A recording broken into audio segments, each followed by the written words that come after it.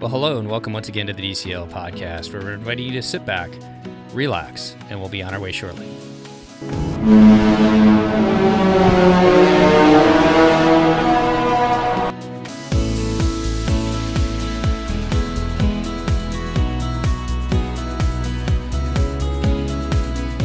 Well, welcome back to the DCL podcast, your podcast for Disney Cruise Line history, trip reports, and travel planning. And welcome back to the show, Christy. How are you doing today?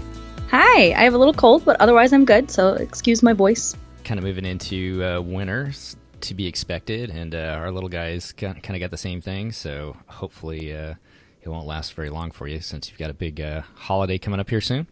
I know, I'm so excited. Yeah, so when do you guys take off to Disney World again? The same day you do. The same day you have a trip.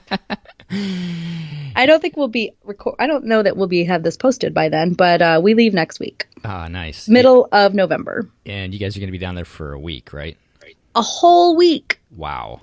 This was my original trip of the whole year. I actually, at one point, had no trips this year, except for this 1 week planned. And although I think I moved it a couple times, but 1 week. And then I bought annual passes. And then the rest, everybody knows about it, meant that I was going to Disney all the time, which was awesome. That annual pass kind of pushes you over to make more trips, doesn't it? It sure does. Yeah. Even anyways, we just got back from Disneyland, which was kind of a spur of the moment. We usually go at Christmas time, but this time we decided to go down there at Halloween, and because we'd never been down there before, and we ended up going to one of your favorite parties, the Halloween party at Disneyland. No, it's not my favorite. No, I know. And I just wanted to throw this out there real quick. We were kind of talking about it beforehand. I've now had the opportunity to go to Mickey's Not So Scary down at Walt Disney World, and then we went to, they call it something different. It's like Mickey's Halloween party at Disneyland instead of Not So Scary, but just a couple thoughts on that real quick. They're both super fun if you want to go, but I felt between the two of them that the one at Disneyland was a lot more fun. And the main reason for that was the crowds. And we went on a Friday night. It was sold out.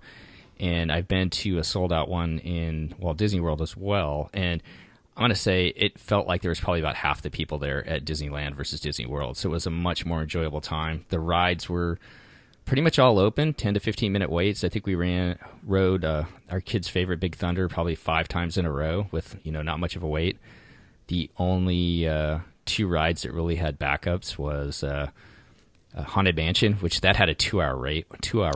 Yeah, I know. Luckily we got fast passes, so we didn't have to wait in that.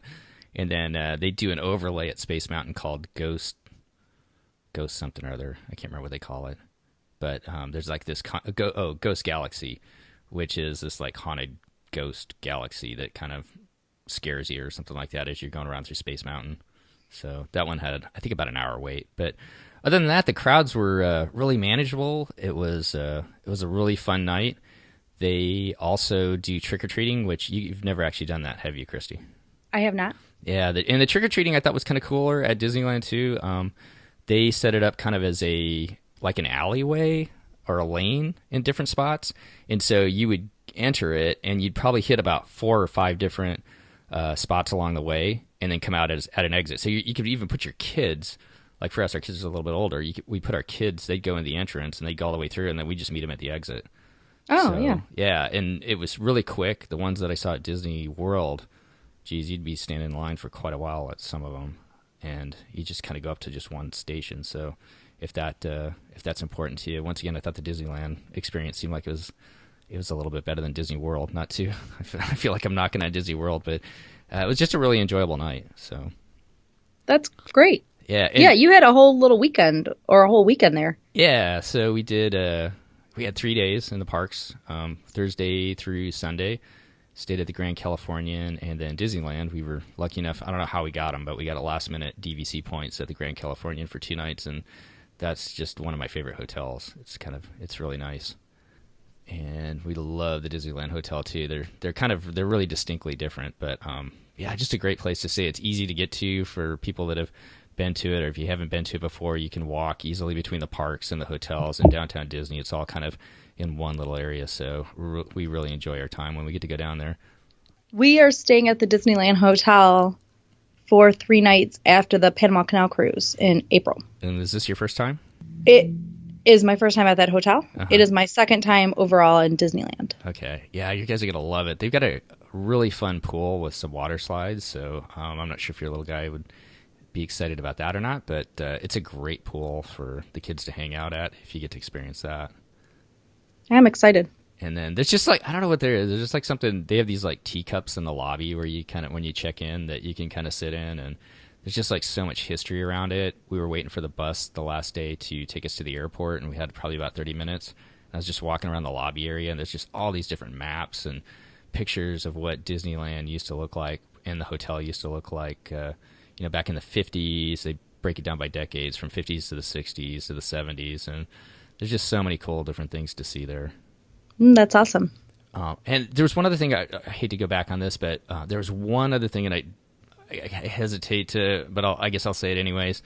I don't want to ruin anybody's surprise, but the fireworks display at Disneyland for the Halloween party, they did something there which I'd never seen done before. I'm not sure. I think they could do it at Disney World, and I'm not sure if they've done it there before. But the whole the whole fireworks started.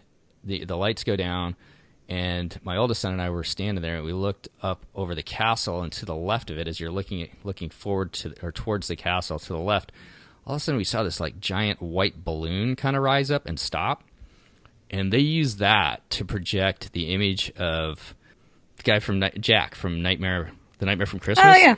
Yeah, they animated his face on it, and so he started talking to introduce the beginning of the fireworks display, and then they used it all throughout the fireworks display to kind of animate stuff on, and it was really cool. I mean, it looked like Jack Skellington's face was like right up there beyond the castle. It was so cool. Yeah. So kind of a cool special effect. That is cool. They are so creative. Yeah. I mean, when you see it and you're like going, oh, that's a cool idea. But I mean, I never would have thought of it, which is why I'm not an Imagineer, I guess.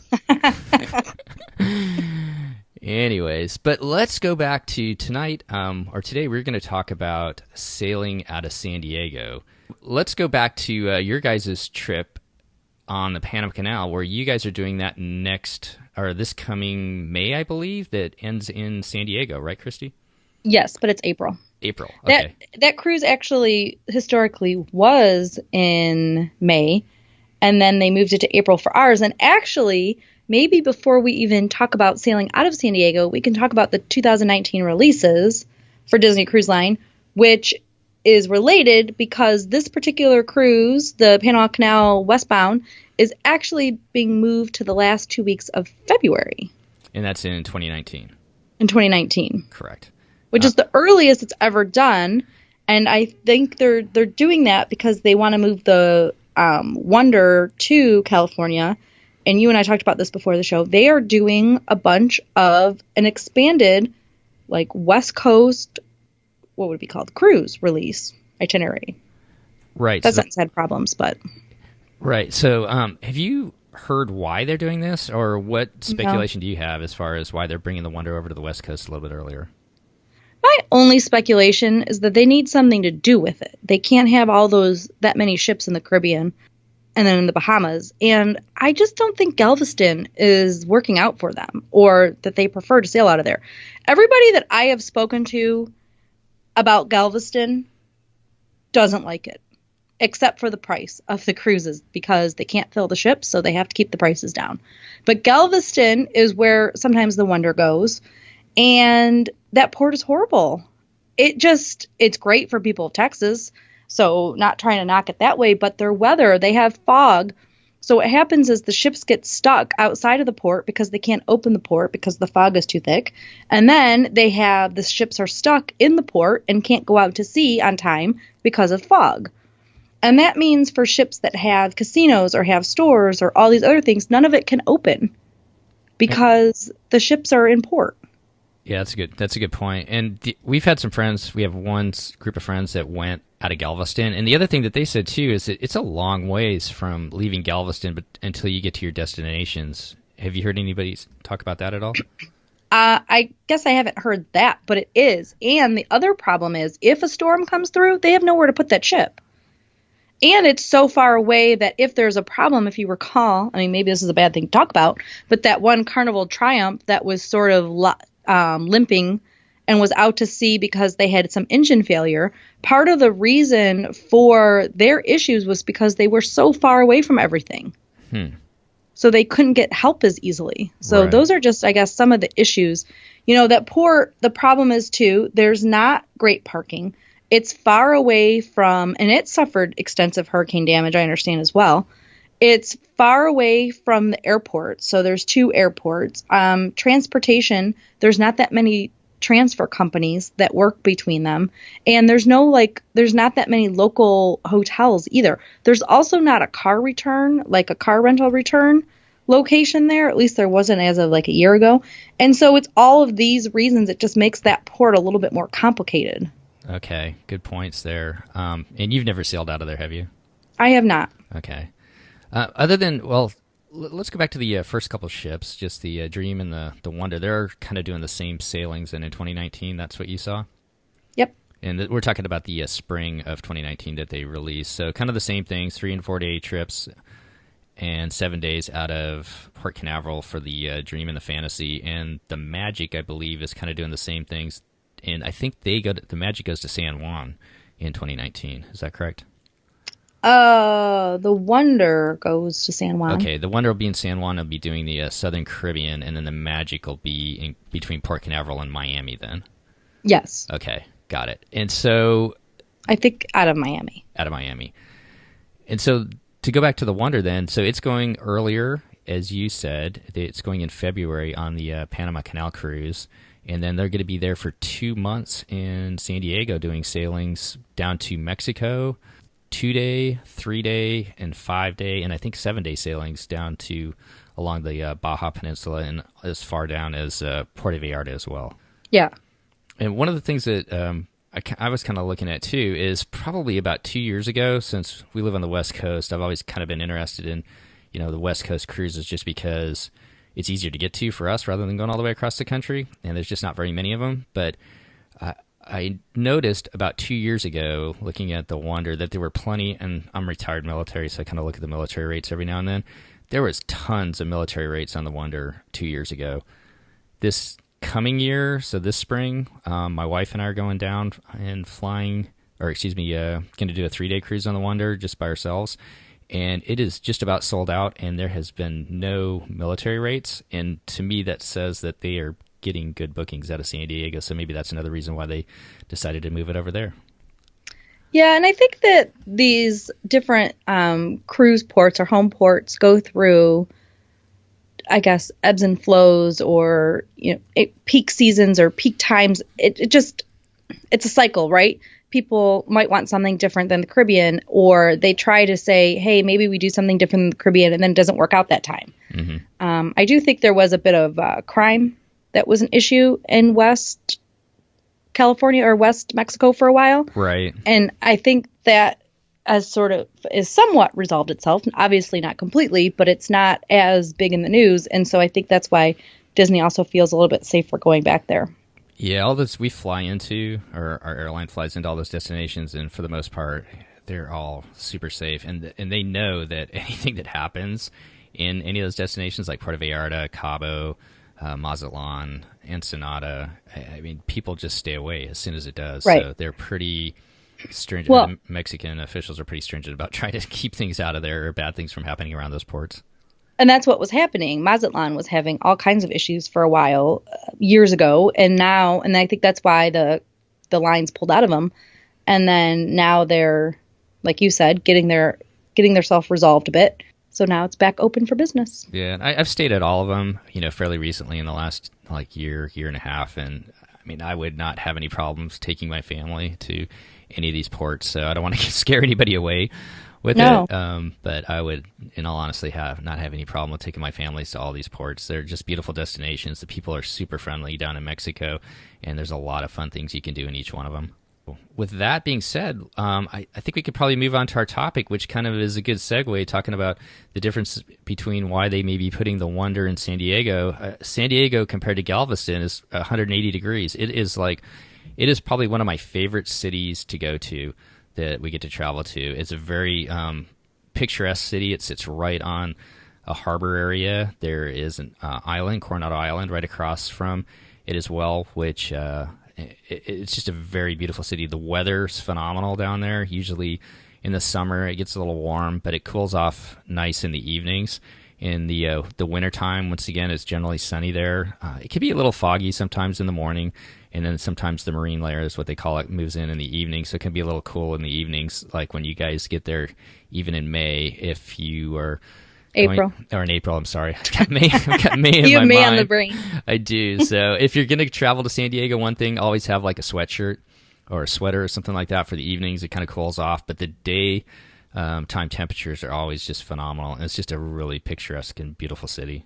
So I thought we'd talk about the Port of San Diego today and sailing out of it. What are you guys looking forward to, or what questions do you have, Christy, as far as when you guys sail into it at the end of your Panama Canal cruise? So my mom is actually going to, she's cruising with us on that one.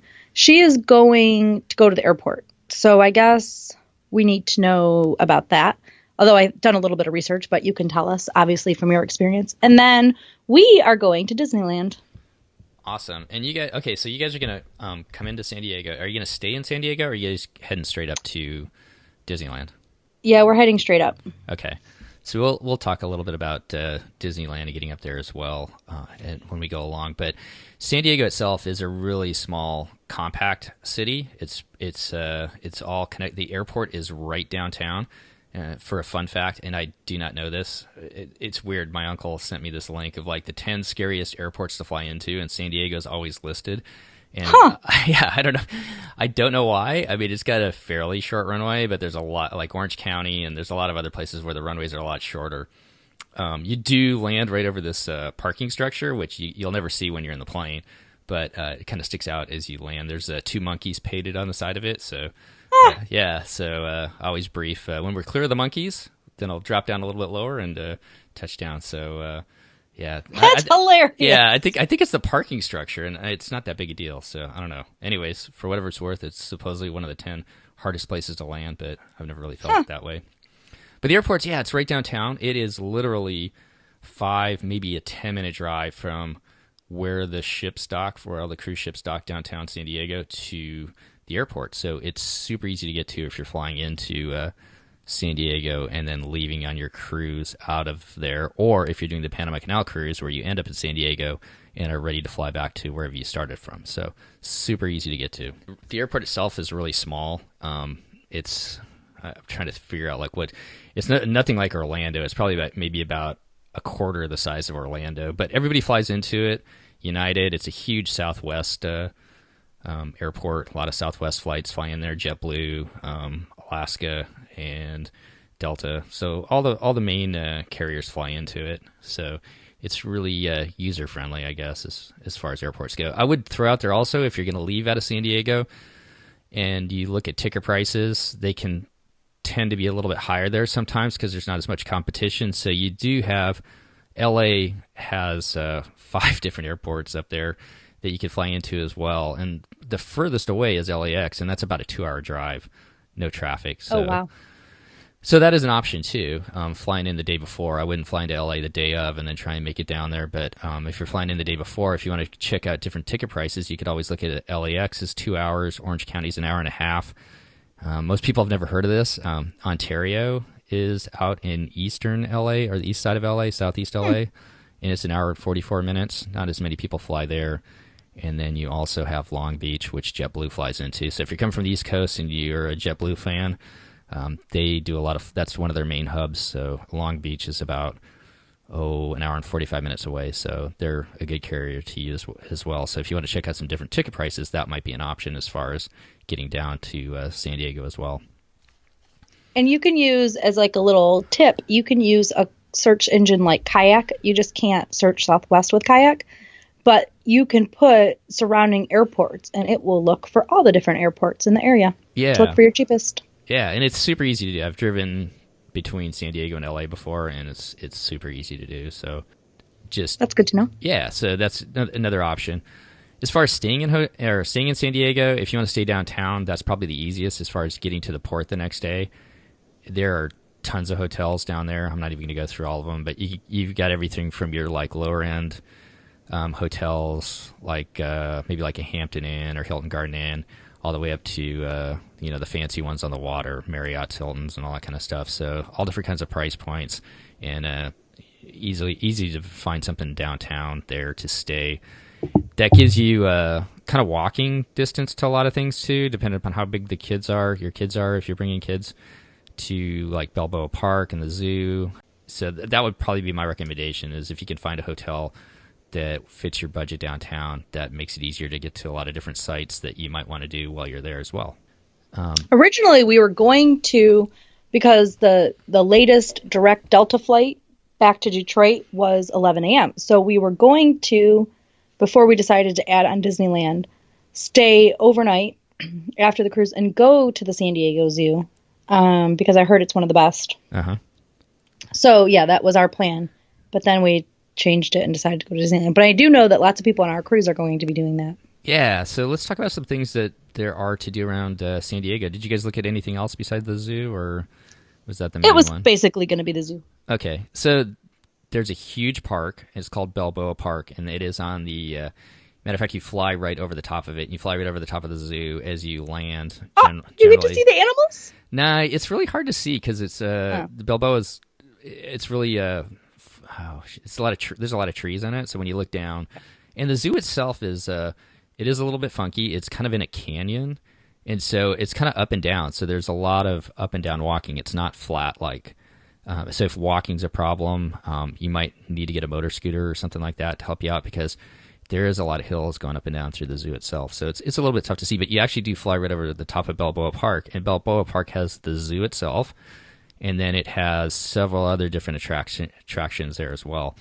But just sticking with the zoo, the main zoo is right there in Balboa Park, which is probably about 10 minutes away from the port, once again, driving distance from downtown San Diego. And they also have, and this is a place that I would like to go with our kids, they have a safari park, and that is north of... Oh. Yeah, have you heard of this? No. Yeah, so they have a safari park, and it's part of the San Diego Zoo. I think it's like about 45 minutes or so north of town, and it's one of those like open... I guess to compare it, it would be kind of like Disney's Animal Kingdom, where what's the name of the Kilimanjaro Safaris? So the animals are out on savannas like that, and they have several different types of safaris you can take. When you're there, you can go in a caravan. There's a walking safari that'll take you through parts of it. They have a jungle ropes course. I don't know if you've ever done those ropes courses where you're up in the trees and kind of go around. Yeah, and they have a zip line. But the one that I really want to get my kids down to, they have this thing called a Roar and Snore. And I was looking up the pricing on it. It was about $140 for an adult, and the kids are a little bit cheaper. And you spend the night in the park. And that yeah. So you're on a real safari. You spend the night in tents, and they're really nice tents. It's not like just a regular tent. They're done up well with beds and everything. And they have you do an evening safari. Then they have a campfire where they do stories and do s'mores, and all your food's included.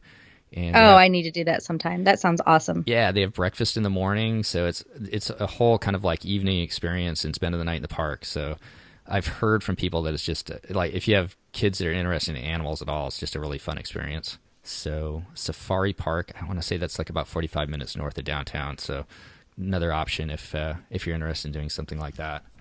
Balboa Park itself, they've got some different things you can do there. They've got a miniature train you can ride. They've got a carousel, a fairly big carousel that they have, and then they have several different museums. It's a huge park. They have an air and space museum. It's kind of mostly naval aviation planes, and the museums are kind of small, so it's not like these aren't huge museums. You could easily do one or two of them if you want, if any of them interested you. But they have an air and space museum, an automotive museum. They have a museum of art, and then they also have the San Diego History Museum there, and there's several other things to do. So if any of that interests you, go to balboapark.org, and it'll give you all the information of things to do there. Moving on through San Diego, then they have the USS Midway, which is kind of neat. It's a aircraft carrier that I think it was built in the 40s or 50s, and it finished up during the first Persian Gulf War, I think, and it retired after that. And that's parked right downtown San Diego as well. Matter of fact, it's like 1 or 2 piers over from where the cruise ships leave. And that's kind of cool. You can go wander all through this whole aircraft carrier, and up on top they have a bunch of planes that flew off of it. So it's kind of a museum that way. They've got like an experience where you can actually pretend to fly jets. So that's kind of a fun day too if your kids are interested in aviation at all. They have a fisherman's village next to that as well, and that's kind of. Have you ever been to San Francisco before? I have. Have you been down to Fisherman's Wharf? I have. So it's kind of a smaller version of that. It's kind of a lot of touristy shops and restaurants. It's right along the water, so and that's what I think is neat about San Diego. There's a trail that goes along. It's my favorite place to run. That goes all along this whole coastline through downtown and the harbor, and there's always something going on. There's always some ship going by. Helicopters are flying over. There's just always something to look at. So that Fisherman's Village sits out on kind of the tip of downtown San Diego and looks out towards Coronado Island. And so as you're wandering around through the shops, you're kind of right along the water, and you can see all the stuff that's going on in the harbor as well. That's awesome. Yeah, and kind of that same area too, they have harbor tours through boats that you can take. So anywhere from an hour long to, I believe, 3 hours long, where they'll take you around the harbor. I'm not sure the exact time, if it's year-round. I don't think it's year-round, but they do have certain times of the year where whale watching's available too, so you can go out and do some whale watching, which is pretty neat. And from what I've heard, people that have done it, I don't want to say you're always guaranteed to see whales, but it seems like you're generally going to be able to see whales when they're running them. So they know where those animals are moving to be able to find them. Across the way there, downtown, as you're in Fisherman's Village and looking out, you'll see Coronado Island, and you can see a bunch of naval ships across there. Generally, there's a carrier or something in town, and that's the Coronado Naval Air Station. So it's a huge Navy base. But on top of that, it's also probably one of the coolest. I just love to walk around it. They have all these little bungalows over there. So people live on the island as well. So one tip of it is the Navy base, and then the rest of it is actually a city or a town called Coronado Island. And so like there's just some really cool little bungalows and houses that are right along the water there that you can go over and walk around and through. But the main thing about Coronado Island is they have the Hotel Del Coronado. And do you know why that's important? The Grand Floridian. The Grand Floridian, yes. It was the inspiration for the Grand Floridian. Getting all tongue-tied. It was the inspiration for the Grand Floridian. And it's over on the western side of the island. And on that western side also is a whole bunch of beaches. They don't have like a boardwalk where there's shops necessarily, but the beaches are incredible if you want to go spend a day on the beach over there. And the hotel's right there as well. It's a huge wooden, beautiful hotel, turn-of-the-century hotel. If you've never seen it before, Google Hotel Del Coronado, because it's just an amazing hotel to go and see. So that is all over there if that interests you as a place to even stay as well, because it would be literally maybe a 15-20 minute ride from there to the port to get on your ship. Huh, that's not bad at all. Yeah, and they used to have a old wooden carousel that was inside the hotel itself, and when I was Googling it, I couldn't find it to see if they still have that or not. But yeah, it was like one of the things people used to like to do. So, but it's one of those like kind of iconic hotels around the U.S. that was built, and people just love it. Where are you going to stay before your cruise, or are you just flying in the day of? No, we're going to stay at like a Hilton Garden Inn, but downtown, so we can get around and do some things while we're down there. I would love to stay at the Hotel Del Coronado. Maybe we can get some sponsors for this podcast, and then we could do that one day. Yeah, that would be nice. Let's see what else is around there that you can do. Okay, before we start touching on some of the things like Legoland and SeaWorld, there are kind of two, besides like Fisherman's Village where there's restaurants around, there is another area called the Gaslamp. And most people have you ever heard of the Gaslamp District before? I haven't. Yeah. Most people that know about San Diego, I would just say this about the Gaslamp. It's I'm not dissing it at all, but it's generally a younger crowd. It's the party place at night. And mostly touristy restaurants and prices. So if that's what you're kind of looking for, that's what the Gaslamp District is. It's not bad or anything like that, but it's kind of the party place. The place that I like to go to is an area called Little Italy, and it's just another street kind of area of San Diego, just to the south side, and they've just got some great restaurants along it. So if you want to look for a good pizza place, or Italian food, Little Italy is the place to go to. That's probably my favorite place to go to. And it's actually right near where the parking garage is that you fly over. So you can watch the planes come in. And right next to that parking garage is probably one of my favorite places to go to. It's called the Crack Shack, which is kind of a funny name, and it's based on the crack of an egg. So they serve chicken there. They have some of the best fried chicken breasts that I've ever had. They do all these different kinds of sandwiches and stuff, and you sit outside, and they have bocce ball going on, and it's kind of a cool little restaurant. So if that interests you at all, the Crack Shack, right next to the parking garage as you fly in Little Italy. Great place. Awesome recommendation. Yeah, and then there's a pancake house that a friend of mine wanted to make sure people knew about. It's called the Richard Walker Pancake House. It is really popular. It's kind of down by the waterfront area, down near Fisherman's Village. So if you're looking for a good place for breakfast, he did say that usually the lines are out the door, so you want to get there early. So a couple of food recommendations there for you. Crack Shack and the Richard Walker Pancake House. Yeah, and In-N-Out Burgers down there too. So if you want to try a little In-N-Out burger, kind of famous California burgers. Beyond that, some of the theme parks you can go and visit. Then, have you ever been to Legoland, or have you guys ever gone there? I have not. We have not. Yeah, I think we're past it. My youngest still wants to go, but from friends that we've talked to, so our youngest is 7 going on 8. I don't think he's outgrown it completely, but talking to some friends of ours that just went there, they seem to think Legoland's probably more for the younger side. You know, like that 5, 6, 7 age is probably their sweet spot. Right, and I was going to say that it's definitely, I know that we're not there yet. So my son is 4, and he wasn't in that prime age yet. So it's just a matter of getting to that perfect age. We actually have a little adjunct Legoland in the Detroit suburbs. Really? So, and they did go to it, and they actually have a couple of rides in there. It's weird. It's in a mall. Really? So I know my husband took my son one day. Okay. A couple years ago. And he had a good time? Yeah, but we were too young. I mean, he was definitely too young. Right. And I think for most of the experience. Yeah, and I think the things that we heard was we met up with some friends last year when we were down at Disneyland, and they took their kids down to Legoland after Disneyland, and they just felt like the rides were, they're just slower, smaller. They're just for smaller kids, I guess. So right. But nothing wrong with it. Just it might be something you might look into if you get some older kids. It may not hold their attention as well as Disneyland and Disney California Adventure and whatnot down there. But some cool things about it, it's 41 minutes from downtown, so really, really close. And they have their own hotel. And as I was Googling on it, they actually have a second hotel, which is coming online May 11th, called the Legoland Castle Hotel. And I think they do it really well. Both of the hotels are right across the street from the main entrance. They're all Lego-themed rooms in the hotels as well. And the price of staying there, you get a ticket. You also get free breakfast. They have nighttime entertainment for the kids.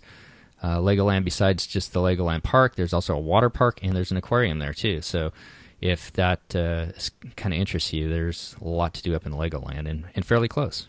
And talking about Disneyland then, so I didn't do a ton of research on it other than just know that it's about an hour and a half away from downtown San Diego, and that's no traffic. So definitely doable to go up there for the day and back if you want to do it, but that's an hour and a half with no traffic, so it's going to take a little bit of driving to get up there and come back if you were going to stay in San Diego. But you guys are going up there and staying up at Disneyland, correct?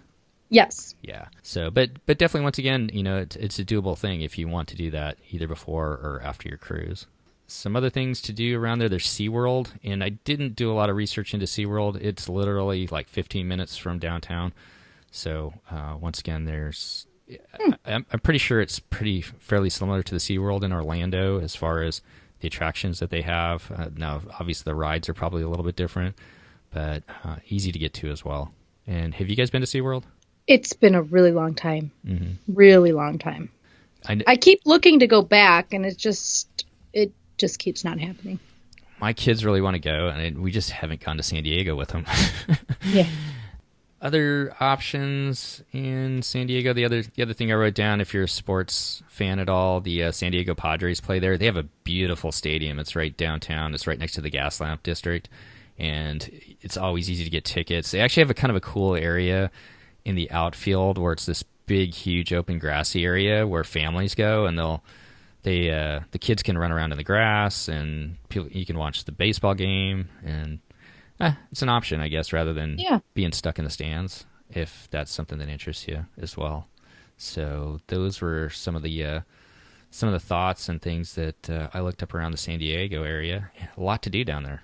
Do you have any questions at all, Christy, about any of these places, or any thoughts on any of that?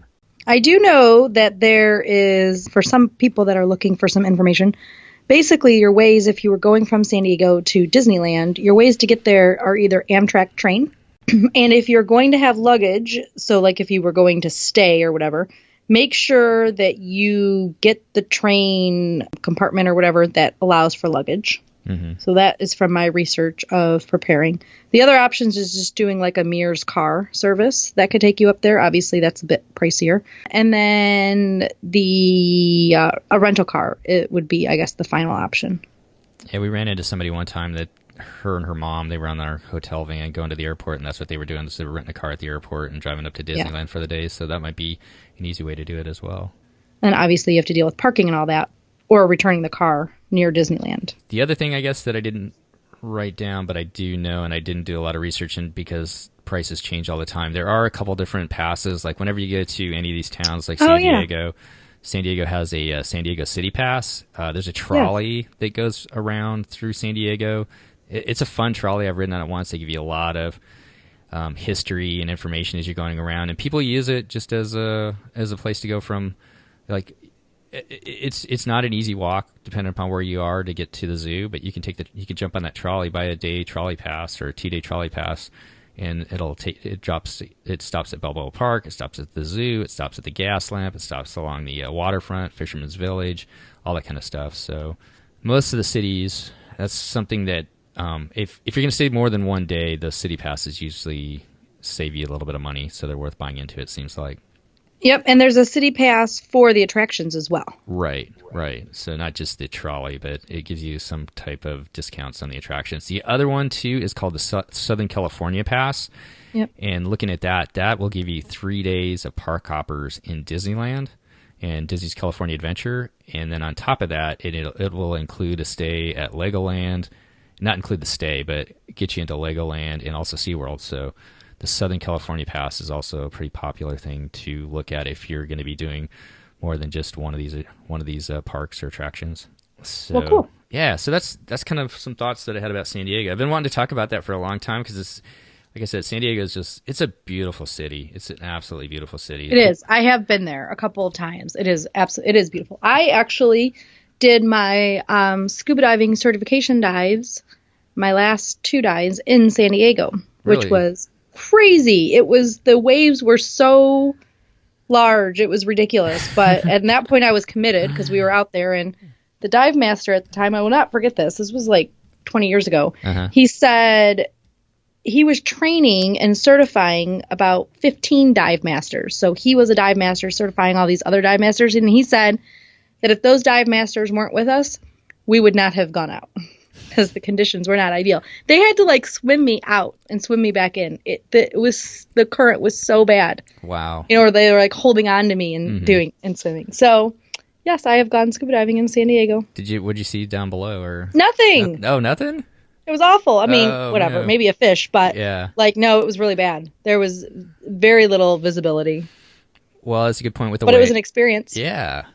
That's a good point with the waves. We didn't really talk about. There's several beaches just north of the city. If the ones in Coronado, it's more just open beaches. And I'm not going to say you're out in the middle of nowhere because you're not, because there's houses right kind of behind you. But if you're looking for something with more of a boardwalk and shops and things, you can go up to La Jolla and a lot of other different places that just kind of go along the north side, and you can surf, and I guess you can scuba dive too. Huh? Yeah. Yeah. So didn't really touch on those. There's also Tijuana. You can take the. I've been there too. Yeah, you can take the train. There's a trolley. They call it a trolley, but it's faster than a trolley. It's not like a trolley like the ones in San Francisco. But you can take the trolley down to the border and go into Tijuana if that interests you. I think it's probably about 45 minutes on the trolley to get down there. Obviously, you need to have your proper paperwork to cross the border. Yeah, make sure you have a passport. But to get on the ship, you're gonna have to have a passport anyways, right? Well, It like our cruise, yes, but any of the Wonder, the regular in and out of the same port in San Diego, for example, you would not need a passport for that. Okay, so even though you're going to Mexico, you wouldn't need a passport? Right. You do not need a passport if you are cruising in and out of the same U.S. port. Gotcha. So any one-way port, even we were just talking about this on a travel agent page today, but even New York to San Juan, both U.S. ports, but because they are different ports, they are not the same U.S. port, you have to have a passport.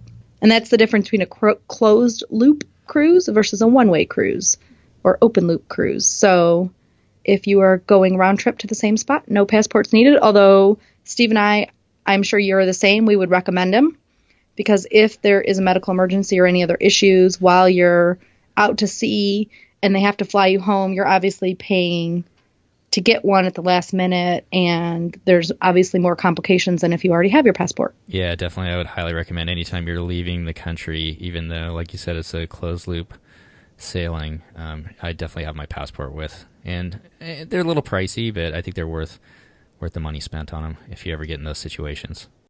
I agree. So, well, there you go. Well, so those are just some thoughts about San Diego. It's a beautiful town, and highly recommend all you East Coasters and Midwestern people to come out to the West Coast. And it's just so far. I know. Well, that's kind of how we always think about, like, man, it's so far to get all the way down to Port Canaveral or Miami to go on those cruises. But coming out to the West Coast and experience the Wonder, she's been newly reimagined, I guess. I'm really looking forward to going to Tiana's Place, the restaurant on board it. So she's been, I guess, a year ago now that she got out of refurbishment.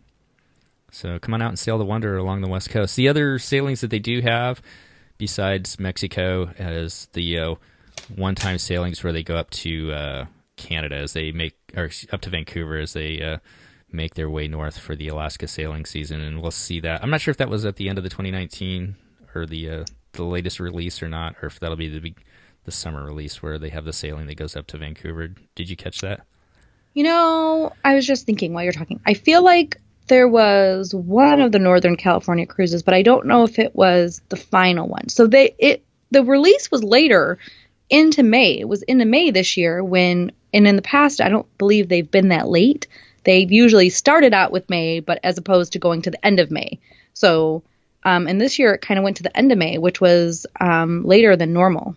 Well, there you have it. And that cruise usually stops at San Francisco. So right, which is cool. Yeah, get a great day to stay there. And I'd like to maybe sometime talk about, I've had the opportunity to go to the Walt Disney Family Museum, and that's in San Francisco there in the Presidio, and that's a beautiful park as well. So if you get a chance to do one of those cruises that goes up to Vancouver or from Vancouver back to San Diego, you get a beautiful day in San Francisco as well, another great city to stop off in. Yeah, so we'll have to do that as a feature show perhaps, or a little segment at least. Yeah, well, we want to thank everybody for coming back and taking a listen. We hope you enjoyed this discussion about San Diego and all the things there are to do there.